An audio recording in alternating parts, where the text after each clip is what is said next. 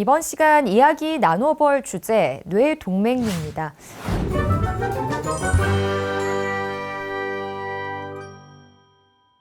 남성보다는 여성에게서 더 많이 발생하는 그런 질병이라고 하는데요. 왜 이 질병이 나타나는지에 대해서 설명해 주실 교수님 모셨습니다. 안녕하세요. 네, 안녕하세요. 네, 교수님 소개 한번 해주시죠. 네, 안녕하세요. 저는 전남대병원 신경외과에서 근무하고 있는 김유섭이라고 합니다. 저는 신경외과에서 뇌혈관 질환에 대해서 치료하고 연구하고 있습니다. 오늘 주제인 이 뇌동맥류를 알아보기에 앞서서 뇌혈관 질환에는 어떤 것들이 있는지 먼저 설명해 주시면 좋을 것 같아요. 이제 흔히들 이제 알고 계시는 중풍이라든지 뇌졸중하고 완전히 뜻이 일치하진 않지만 이제 네. 뇌혈관 질환과 비슷한 뜻이고요. 네. 이제 그렇게 알고 계셔도 무방할 것 같습니다. 네. 뇌혈관 질환은 말 그대로 뇌 안에 있는 혈관에 발생하는 질환으로서 이제 막히거나 뇌혈관이 또는 터지거나 하면서 질환이 발생을 하게 됩니다. 뇌혈관이 막히는 경우에는 이제 알고 계시는 뇌경색으로 진행을 하게 되는 것이고, 네. 이게 터지거나 찢어질 경우에는 이제 뇌출혈로 진행을 하게 되는 것이죠. 이제 대부분의 뇌혈관 질환이 작은 혈관에서 이제 발생하는 경우가 많지만 큰 혈관에 발생할 경우에는 심각하게 증상이 발생을 하거나 후유증을 안기게 되는 것이죠. 그러면 이 뇌출혈 원인 중 하나인 뇌동맥류란 어떤 건가요? 사실 뇌출혈 원인은 굉장히 많고요. 네.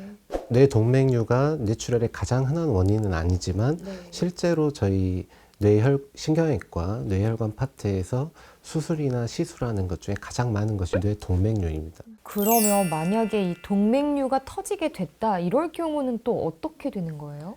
사실 동맥류가 터지게 되면 저희가 흔히 말하는 신경외과에서 흔히 말하는 수치가 있는데 3분의 1 정도에서는 사망을 하게 되고 한 3분의 1 정도에서는 치료를 하거나 발견을 하게 돼도 후유증이 많이 남게 되고 이제 나머지 3분의 1만 저희가 치료를 해서 일상생활로 돌아갈 수 있다고 지금 데이터가 나와 있습니다. 60-70% 환자에서는 사실 사망하거나 합병증이 남게 되는 아주 무서운 병이라고 할 수 있습니다. 네, 이야기만 들어도 너무 무서운 것 같습니다.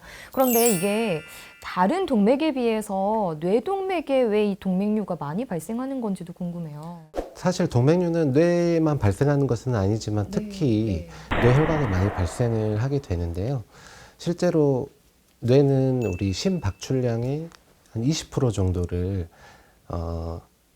뇌로 가게 되는데, 즉 이제 혈류량이 굉장히 많은 장기 중에 하나인데 이런 작은 뇌에 많은 양의 혈류를 공급을 하려면 혈관이 굉장히 많아야겠죠. 그래서 혈관이 많이 발달이 돼 있고 특히 뇌 동맥에 동맥류가 많이 발생을 하게 됩니다. 네, 그런 부위에 잘 생기지만 또 어떤 사람들에게서 이 동맥류가 잘 생기는 건지 이것도 궁금하거든요. 동맥은 뇌에만 있는 것은 아니고 우리가 심장에도 동맥이 있고 다른 부위에도 동맥이 있게 되는데 다 같은 혈관이거든요. 그러니까 일반적인 혈관 질환의 위험 인자들과 크게 다르지는 않습니다. 그래도 이제 말씀을 해드리면 보통 우리가 고혈압 또는 흡연, 그다음에 이제 음주도 관련이 있다고 되어 있고요. 또 한 가지 있다면 이제 가족력도 우리 뇌동맥류 발생에 기여를 한다고 생각하시면 될 것 같습니다. 네, 또 제가 듣기로는 여성분들한테도 또 많이 발생한다고 하더라고요. 이유가 있을까요? 실제로 이제 여성이라고 하긴 좀 그렇고 이제 중년 여성에서 중년 나이대에서 남자보다는 여자에게 많이 발생을 하는 것 같고요. 보통 중년 여성분들이 보통 폐경기에 접어들면서 여성 호르몬이 이제 부족하게 되잖아요. 여성 호르몬의 역할이 혈관을 보호하는 역할을 하는데 이제 폐경기에 접어들면서 여성 호르몬이 줄어들고 그러면 자연스럽게 혈관을 보호하는 역할이 줄어들면서 동맥류가 조금 더 남성보다는 여성에서 잘 발생하지 않나 이렇게 생각을 하고 있습니다. 평소에 또 두통이 심하신 분들도 있거든요. 어떻게 하면 좋을지도 교수님께서 설명해 주시면 좋을 것 같아요. 네, 맞습니다. 제가 가장 외래 환자들 보면서 가장 많이 듣는 질문이 머리가 너무 아픈데 사진을 찍어봐야 되는 거 아닌가요? 하는 질문을 가장 많이 받고요. 그리고 이제 머리를 아파가지고 다른 병원에서 사진을 찍었는데 뭐 이상이 없는 경우에 정말 괜찮은 건가요 하는 질문을 가장 많이 받게 되는데요. 네. 사실 두통이 심하신 분들은 이전부터 두통을 알아왔을 가능성이 아주 높고요. 그러니까 네. 평소에 가지고 있었다는 거죠. 네. 두통 자체를. 그런 가능성이 가장 높고 이런 데이터도 있어요. 두통이 있을 때 사진을 찍어봤더니 머리에 이상이 있을 확률은 1% 미만이더라. 그러니까 두통이 있는 환자 100명을 대상으로 사진을 찍었는데 머릿속에 이상이 발견될 확률이 한 명도 안 되는 거죠.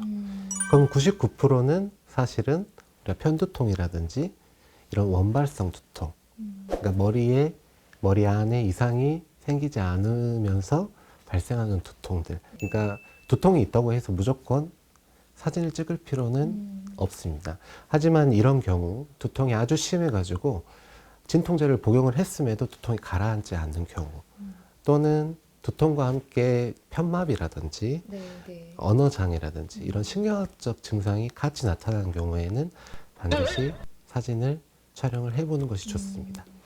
네. 그러면 이 동맥류, 뇌동맥류의 진단은 어떻게 이루어지나요? 예전에는 머리 검사를 하려면 신경과나 신경외과를 찾아가가지고 네. 검사를 해야 했다면 이제 건강검진 하실 때 많이 사진을 찍으시거든요. 예전에는 내시경하고 초음파만 있었다면 요즘은 네. 건강검진센터에 머리 MRI까지 포함해서 우리가 건강검진을 해주고 있기 때문에 네.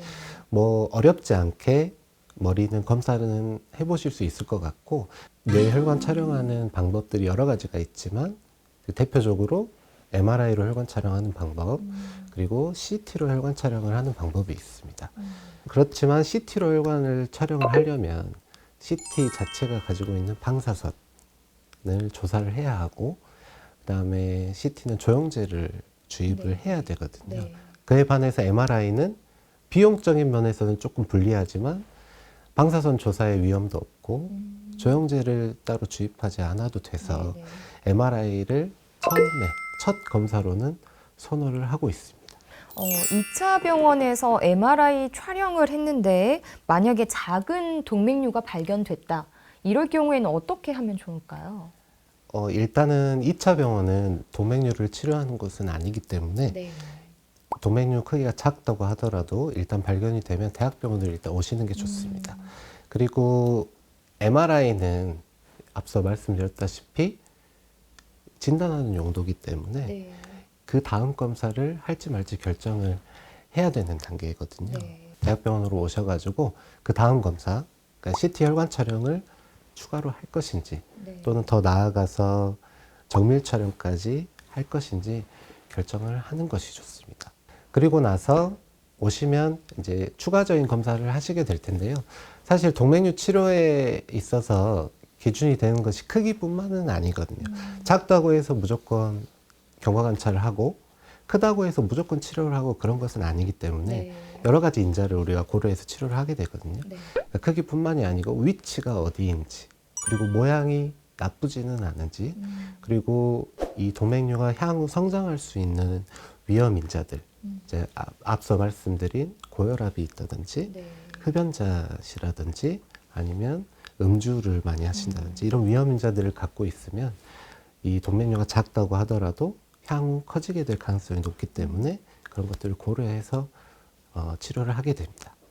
네, 흔히들 또 많이 들으시는 이야기 중 하나가 뭐 크기가 너무 작아서 추적 관찰이 필요합니다라는 이런 말들을 또 의사 선생님들께서 해주시는 경우가 더러 있다고 하더라고요. 이렇게 되면 좀 불안해하는 환자분들도 굉장히 많을 텐데 괜찮은지 아니면 이제 또 관리는 어떻게 해야 되는지도 궁금합니다. 일단 작은 동맥류가 발견이 되면 대부분은 경과관찰을 하게 되는 게 맞고요. 네.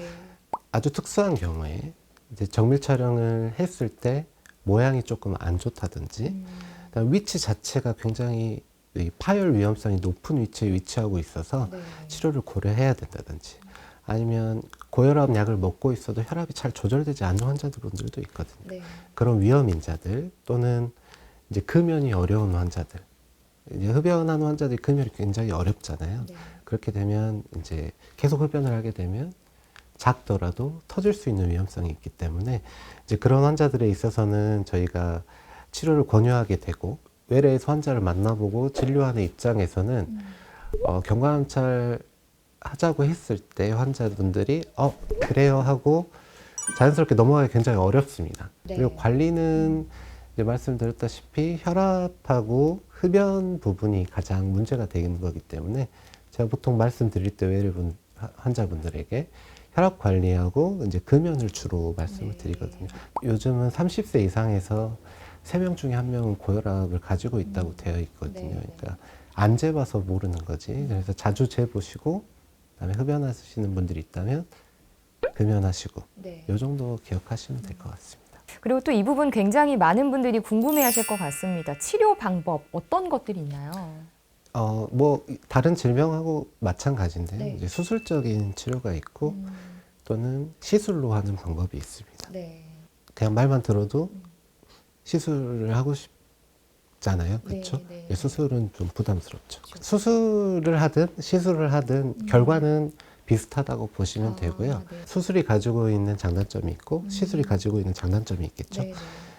물론 환자분들은 대부분 시술을 원하시죠. 왜냐하면 이 수술을 하려면 이 머리도 좀 잘라야 되고 그다음에 두개골도 조금 이렇게 열어가지고 뇌를 직접 보면서 하는 거기 때문에 마음의 부담감이 상당하거든요. 그러니까 시술은 전혀 이 머리 쪽에 손을 안 대고 혈관 안쪽을 통해서 접근을 하는 거기 때문에 무조건 처음에는 시술 쪽으로 원하시는 경우가 많은 거죠. 하지만 장단점이 뚜렷하기 때문에 뇌혈관 전문의와 상의해서 치료 방법을 결정하는 것이 좋습니다.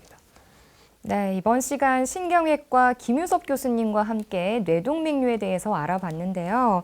이 뇌동맥류의 발생 빈도도 점차 늘어나고 있다고 합니다. 혹시나 뭐 증상이 없더라도 가족력이 있으시다면 꼭 예방 차원에서 검사를 받으시길 권장드립니다. 건강메아리 다음 시간에도 더 건강하고 유익한 정보로 찾아오겠습니다. 함께해 주신 여러분 고맙습니다.